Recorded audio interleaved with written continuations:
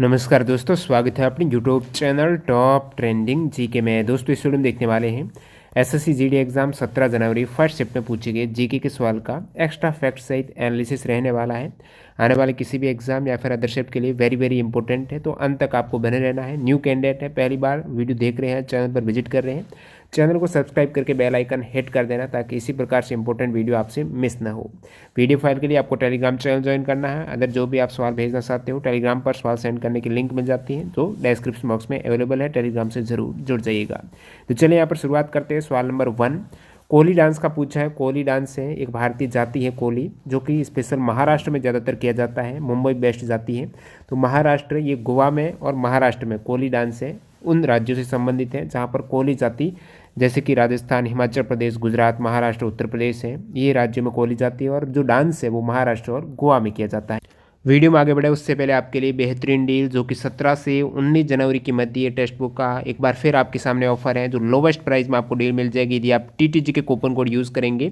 तो डेली ₹1 से भी कम प्राइस में आप मॉक टेस्ट दे सकते हो, यानी ईयरली टेक्स्ट बुक पास है 365 दिन के लिए ₹269 में ये डील आप ग्रैब कर लीजिएगा, जिसमें सारे एग्जाम्स के मॉक टेस्ट अवेलेबल है, यानी 640 प्लस एग्जाम्स की मॉक टेस्ट आपको एक ही पास में मिलेंगे। और 17 लाख एक्टिव यूजर्स यानी जो एग्जाम में फॉर्म डालते हैं उतने कैंडिडेट यहाँ पर आपको एक्टिव मिलेंगे। तो एग्जाम की रैंक आपको पहले ही पता चल जाएगी, आप कहाँ पर वीक हो। एग्जाम मॉक टेस्ट देना इंपॉर्टेंट नहीं है, उसका एनालिसिस करना वो इंपॉर्टेंट है। तो जो मॉक टेस्ट दे रहे हो, जितना समय मॉक टेस्ट देने में लगाते हो उतना ही एनालिसिस कीजिए कि कहाँ पर आपकी गलती हो रही है।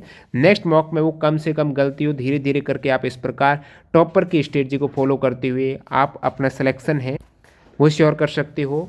बेहतर जानकारी के लिए टेक्स्ट बुक से जुड़ने के लिए टीटीजी के कूपन कोड यूज़ कर लीजिएगा, लिंक डिस्क्रिप्शन बॉक्स में है। नेक्स्ट सवाल है हरित क्रांति किस फसल से संबंधित है। तो चावल और गेहूं की अधिक उपज देने वाली किस्मों हेतु चावल और गेहूं हो जाएगा। हरित क्रांति सर्वप्रथम कहाँ पर हुई? मैक्सिको में। सर्वप्रथम हरित क्रांति मैक्सिको में। हरित क्रांति से एक और सवाल पूछा गया था कि हरित क्रांति के जनक कौन है। तो जनक है दोस्तों नॉर्मन बोरलॉग है। 1960 के दशक में ये हरित क्रांति आई थी। नॉर्मन बोरलॉग इनके जनक है। भारत में पूछ ले हरित क्रांति का नेतृत्व किसने किया, तो MS स्वामीनाथन ने भारत में जनक माना जाता है। 1967-68 की बात है भारत में, और ग्लोबली 1960 है। और बात करूँ यहाँ पर व्हाइट जो श्वेत क्रांति दुग्ध वाली है, वो वर्गीस कुरियन उनके जनक है भारत में।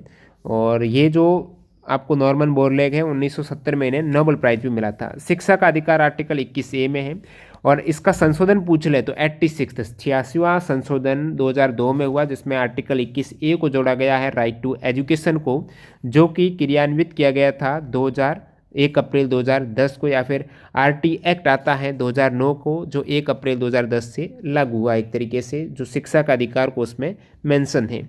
नेक्स्ट सवाल लिखते हैं दिल्ली सल्तनत का यहाँ पर सवाल पूछा है 1290 से 1320 तक किसका शासनकाल रहा है। दिल्ली सल्तनत की बात करें तो 5 वंश आते हैं, गुल, खिले, तो 16 यानी गुलाम वंश, उसके बाद खिलजी वंश, फिर तुगलक वंश, सैद वंश, लोधी डायनेस्टी। आपको पूछा यहाँ पर 1290 से 1320, शुरुआत होती है 1206 से 1290, तो पहला ही वंश है गुल यानी गुलाम वंश। उसके बाद यहाँ पर 1290 से 1320 आपकी खिलजी डायनेस्टी की बात पूछी गई है। गुलाम के बाद खिलजी है। अब गुल, खिले, तो खिलजी की बात तुगलक है। जैसे ही यहाँ पर 1290 से 1320 एंड हुए तो तुगलक डायनेस्टी 1320 से 1414। उसके बाद सैयद डायनेस्टी आ जाती है 1414 से 1451 हो जाएगा। उसके बाद लोधी वंश है 1451 से 1526 तक। लास्ट डायनेस्टी रही है दिल्ली सल्तनत की लोधी है 51 से 26। ध्यान रखिएगा 1200 से शुरुआत हुई है, 1206 से 1290, फिर 90 से 1320 है, फिर 20 से 1414, और फिर 1451 तक है लोधी वंश से फिर 1526 तक है। तो आपको पूछ रहे गुलाम वंश जो पहला ही वंश था उनके संस्थापक कौन थे, तो या फिर मामुलक डायनेस्टी बोलते हैं गुलाम वंश को, दास वंश बोलते हैं। इसकी स्थापना की थी कुतुबुद्दीन ऐबक ने, जो कि 1206 से 90 तक रहा था। कुतुबुद्दीन ऐबक के बाद अंतिम शासक की बात करें तो वो है मुइजुद्दीन कैकाबाद। भारत में राष्ट्रीय आय की गणना सर्वप्रथम किसने की थी। भारत में राष्ट्रीय आय की गणना सर्वप्रथम दादा भाई नौरोजी ने की थी। राष्ट्रीय आय की गणना कब की थी? 1867 और 68 में की थी। और ये गणना धन के पलायन के सिद्धांत पर की गई थी। भारत में पहली बार राष्ट्रीय आय की गणना 1867-68 ध्यान में रखना है दादा भाई नौरोजी ने की थी। उस समय उन्होंने भारत की प्रति व्यक्ति आय कितनी बताई थी? प्रति व्यक्ति आय 1867-68 में दादा भाई नौरोजी ने बताई थी 20 रुपये पर वर्ष प्रति व्यक्ति आय। वैज्ञानिक आधार पर सर्वप्रथम 1931-32 में VKRV राव ने राष्ट्रीय आय की गणना की, जिसके आधार पर भारत की प्रति व्यक्ति आय 62 रुपये पर वर्ष आई थी। तो ये फिर 1931-32 पर वैज्ञानिक आधार पर VKRV राव ने की थी। कब? 1931-32 में RV राव ने 62 रुपये प्रतिवर्ष आई थी और दादा भाई नौरोजी की आई थी 20 रुपये, जो की गई थी 1867-68 में। नेक्स्ट सवाल, जल्लीकट्टू। अब जल्लीकट्टू भारत का ही है, अदर देश का नहीं है। किस देश का है? और इसमें भारत का पूछ लें तो वो तमिलनाडु में। तमिलनाडु में कब किया जाता है? पोंगल का तीसरा दिन रहता है जो जनवरी मंथ में पड़ता है। तो जल्लीकट्टू पोंगल में इसमें बैलों से इंसानों की लड़ाई कराई जाती है, जो कि सुप्रीम कोर्ट ने 2014 में इस पर रोक लगा दी थी। जल्लीकट्टू तमिलनाडु पोंगल में। बहादुर शाह जफर को गिरफ्तार कहाँ किया गया, फिर उन्हें कहाँ पर निर्वासित किया गया? अक्सर यहाँ से सवाल पूछा जाता है। तो बहादुर शाह जफर को गिरफ्तार करके सर्वप्रथम कैद किया गया था लाल किले में।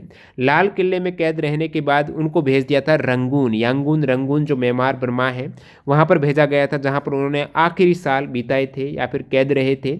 आखिर में बहादुर शाह जफर ने बिल्कुल ठीक लिखा, कहीं दिल्ली पर शासन करने वालों ने लिखा, और लास्ट स्थिति उनकी कैसी बनी कि कितना बदनसीब है जफर, दफन के लिए 2 गज जमीन भी न मिली कुएयार में। तो ये इनकी स्थिति रही थी बहादुर शाह जफर की। अंग्रेजों के द्वारा रंगून में इन्हें कैद किया गया था, लास्ट में वहाँ पर निर्वासित किया गया था और पहले लाल किले में रहे थे। गणेश चतुर्थी हिंदी कैलेंडर के किस माह में? गणेश चतुर्थी रहती है भाद्रपद मंथ के शुक्ल चतुर्दशी। और गणेश चतुर्दशी का जो प्रचारण किया है वो बाल गंगाधर तिलक के द्वारा, ये प्रसिद्ध एक हिंदू त्यौहार का प्रचारित किया गया था। पूछ ले बाल गंगाधर तिलक ने। 9 दिन तक पूजन होती है, कहीं कहीं 11 दिन भी है, 10वें दिन प्रतिमा है विसर्जित हो जाती है जल में। नेक्स्ट सवाल, राज्यपाल की योग्यता। अब योग्यता की आयु का पूछा है तो सभी बता देता हूँ। राज्यपाल में रहती है 35 वर्ष। आपको राज्यसभा सदस्य का पूछ रहे हैं, वो 30 वर्ष है। राज्यपाल राष्ट्रपति की हाईएस्ट आयु यहाँ पर 35 वर्ष है, और इनसे कम ये बाकी की। यदि आप MP पूछ लें, मेंबर ऑफ पार्लियामेंट, जो लोकसभा सदस्य हैं, उनकी 25 वर्ष है। इसी प्रकार वो मेंबर ऑफ लेजिस्लेटिव असेंबली, विधानसभा के जो मेंबर सदस्य हैं, उनकी आयु भी न्यूनतम 25 वर्ष रहती है। और ग्राम पंचायत यानी जो सबसे निचला स्तर आ जाता है, ग्राम पंचायत चुनाव के लिए जो सरपंच है, प्रधान वगैरह, इनकी न्यूनतम आयु 21 वर्ष रहती है, ये ध्यान रखना। मैग्नीशियम का परमाणु क्रमांक पूछा है। इससे पहले आपके पूछा गया था गैलियम का था, 31 का था और 33 का था, आर्सेनिक का था। मैग्नीशियम का परमाणु क्रमांक होता है 12 दोस्तों। ये पीरियोडिक टेबल में परमाणु क्रमांक एटलीस्ट आप 40 तक तो याद होना ही चाहिए आपको। मैग्नीशियम देखेंगे तो ग्रुप 2 का जो क्षारीय मृदा धातु है ना, उनका एलिमेंट है, तो ये 12 नंबर पे है। 11 पे आपका सोडियम है, 10 पे आपका नियॉन है। तो पीरियोडिक टेबल एक बार निकाल लेना। इस्पात बनाने की प्रक्रिया का अंतिम चरण क्या है? एग्जैक्ट यही सवाल था, कमेंट सेक्शन में बताना। तो अंतिम चरण स्टार्ट रहता है सेकेंडरी फॉर्मिंग टेक्निक बोला जाता है, जिसमें जो स्टील है, इस्पात है, उसको शेप दिया जाता है कोल्ड रोलिंग मेथड के द्वारा। NCERT में बताया गया है कि इस्पात के बारे में कि ग्रीक विवरण के अनुसार भारत में स्टील का उत्पादन पहले क्रूशिबल प्रक्रम के द्वारा किया जाता था। पहले की बात है। इस प्रक्रम में लोहा, चारकोल तथा कांच का मिश्रण एक क्रूशिबल में तब तक गर्म किया जाता था जब तक लोहा पिघलकर कार्बन अवशोषित कर लेता है। तो कार्बन और लोहा ही रहता है इस्पात में। कौन सा महासागर एस शेप का है? एस शेप का है दोस्तों अटलांटिक ओशियन। और आपको पूछ ले डी शेप का महासागर कौन सा, तो आप कहेंगे आर्कटिक है। ठीक है, अटलांटिक है वो एस का है, ध्यान रखना। अटलांटिक आपको पूछे तो आप कहेंगे एस का अटलांटिक। और डी है आर्क, आर्क बनाते हो ना, आग चाप, डी के जैसा ही रहता है, तो वो आपके आर्कटिक हो जाएगा। एम शेप है अपना जो हिंद महासागर इंडियन ओशियन है, वो कुछ एम शेप का है हिंद महासागर इंडियन ओशियन। मनरेगा किस मंत्रालय के द्वारा क्रियान्वयन किया जा रहा है? मनरेगा योजना है महात्मा गांधी जो नरेगा वाली, इसका मंत्रालय है ग्रामीण विकास मंत्रालय। नरेगा जो एक्ट आया था, महात्मा गांधी राष्ट्रीय ग्रामीण रोजगार गारंटी एक्ट 2005 में आया था। 100 दिन का रोजगार की यहाँ पर बात हुई है। तो एक्ट के बाद इसको सबसे पहले 200 जिलों में लागू किया गया था, वो था 2 फरवरी 2006 को। शुरुआत यहाँ पर एक्ट पारित हो गया था 25 अगस्त 2005 को, और नाम नरेगा रखा। 2 फरवरी 2006 को ये कार्यक्रम आंध्र प्रदेश के अनंतपुर से प्रारंभ हुआ, और शुरू में 200 अत्यंत पिछड़े जिले इसमें कवर थे। फिर 1 अप्रैल 2008 को पूरे भारत में नरेगा लागू हुई, और 2 अक्टूबर 2009 को इसके साथ महात्मा गांधी नेम ऐड हुआ था। वॉलीबॉल में एक टीम में कुल कितने खिलाड़ी होते? तो आप कहेंगे 6 होते एक टीम में। और 11 किस में होते? तो फुटबॉल, हॉकी, क्रिकेट में एक टीम में 11 खिलाड़ी। बास्केटबॉल में कितने होते हैं? तो आप कहेंगे 5 होते हैं। बास्केट में 5 बास्केट में 5। बेसबॉल में कितने होते हैं? बेसबॉल में 9 होते हैं। खो खो में भी कितने होते हैं? खो खो में भी 9 होते हैं। रग्बी फुटबॉल में 15 होते हैं, ध्यान रखना। फुटबॉल में 11 होते हैं, रग्बी में 15, पोलो में 4, वाटर पोलो में 7 होता है। कबड्डी, कबड्डी खेल कबड्डी 7, हैंडबॉल में भी 7, हैंडबॉल कबड्डी 7, वाटर पोलो 7, पोलो 4, खो खो 9। ऐसे कितने स्पोर्ट है जिसमें 1 या 2 खिलाड़ी होते हैं? तो ऐसे जैसे बैडमिंटन में 1 होगा, या फिर डबल भी खेलते हैं, टेनिस है, स्क्वैश है, टेबल टेनिस है, शतरंज है, कैरम है, इनमें या 1 होगा या 2 होगा। वर्तमान विदेश सचिव कौन है? वर्तमान में विदेश सचिव कौन से नंबर के हैं? ये और इंपॉर्टेंट हो जाता है। विनय मोहन क्वात्रा, विनय मोहन क्वात्रा हैं, 34वें नंबर के ये विदेश सचिव बने थे 1 मई 2022 को। विदेश सचिव की बात करें तो वो है दोस्तों मोहन जी, विनय मोहन क्वात्रा। विदेश सचिव, विदेश विनय, कौन? वी से आप विनय कीजिएगा, विदेश सचिव विनय मोहन। इनसे पहले कौन थे? वो थे दोस्तों 33वें हर्षवर्धन श्रृंगला, काफी समय रहे थे हर्षवर्धन श्रृंगला 33वें। 34वें विदेश सचिव विनय मोहन।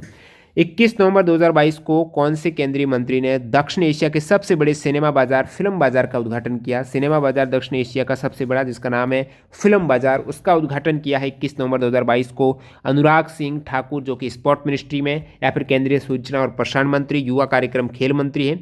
अनुराग सिंह ठाकुर ने इसका उद्घाटन कहाँ से किया? गोवा से किया है। नाम इसका फिल्म बाजार, जो कि दक्षिण एशिया का सबसे बड़ा सिनेमा बाजार है।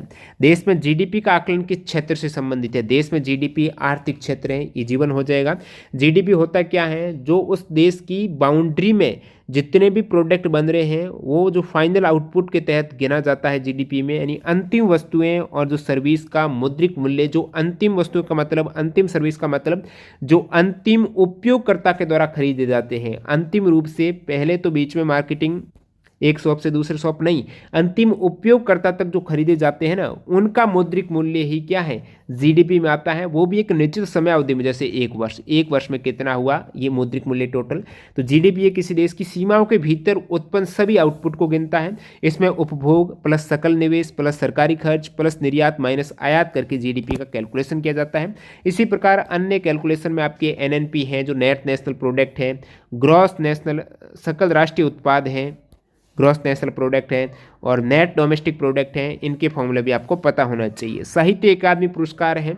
अब देखिए साहित्य अकादमी है, सभी शेड्यूल लैंग्वेज हैं आपके, उसमें दिया जाता है। तो वैसे हिंदी और इंग्लिश का इंपॉर्टेंट बनता है, तो हिंदी में 2022 में दिया गया है दोस्तों बद्री नारायण को, उनकी पोइट्री है तुम्हारी के शब्द। और 2021 में दिया गया था जो नाटक है दया प्रकाश सिन्हा का सम्राट अशोक। ठीक है। इंग्लिश में बात करें तो 2022 में अनुराधा रॉय का जो उपन्यास है all the lives we never lived, और 2021 में नमिता गोखले का जो नॉवल है थिंग्स टू लीव बिहाइंड। ये है दोस्तों साहित्य अकादमी। इससे पहले आपकी संगीत नाटक अकादमी के काफ़ी सवाल पूछे गए थे जीडी में। तो संगीत नाटक अकादमी की शुरुआत 1952 में हुई है। इसमें भी अलग अलग बहुत सारे अवार्ड दिए जाते हैं। इंस्ट्रूमेंट का अलग दिया जाता है, फिल्म का अलग दिया जा रहा है, म्यूजिक का अलग दिया जा रहा है। तो कुछ इंपॉर्टेंट 2021 के मैं बता देता हूँ संगीत नाटक अकादमी के अवार्ड, जो वैसे 1952 से दिए जा रहे हैं। तो हिंदुस्तान म्यूजिक और कर्नाटिक म्यूजिक दोनों में अलग अलग है। तो हिंदुस्तान म्यूजिक में वोकल का 2021 में दिया गया है उदय भावलकर और शुभ्र गुहा। और हिंदुस्तानी म्यूजिक में इंस्ट्रूमेंट की बात करें, अब कर्नाटक म्यूजिक के इंस्ट्रूमेंट अलग है, हिंदुस्तानी म्यूजिक के इंस्ट्रूमेंट में अलग दिया गया है। तो हिंदुस्तानी म्यूजिक इंस्ट्रूमेंट में तबला में 2021 में दिया गया है रविंद्र यावगल को, वायलिन 2021 का दिया गया है संगीता शंकर को। मैंने 2021 के ही कवर किए हैं, बाकी और भी दिए गए हैं 2020 में भी। कर्नाटक म्यूजिक का दिया गया है वोकल 2021 में सुधा रघुनाथन और राधा नाम्बुद्री। ध्यान रखना कर्नाटक म्यूजिक और हिंदुस्तान म्यूजिक का तो आपको याद रखना ही है। हिंदुस्तान म्यूजिक 2021 से उदय भावलकर और शुभ्रा गुआ, कौन? यूएस, उदय और शुभ्रा। और फिर कर्नाटक का 2021 में, तो उसमें आपकी सुधा और राधा।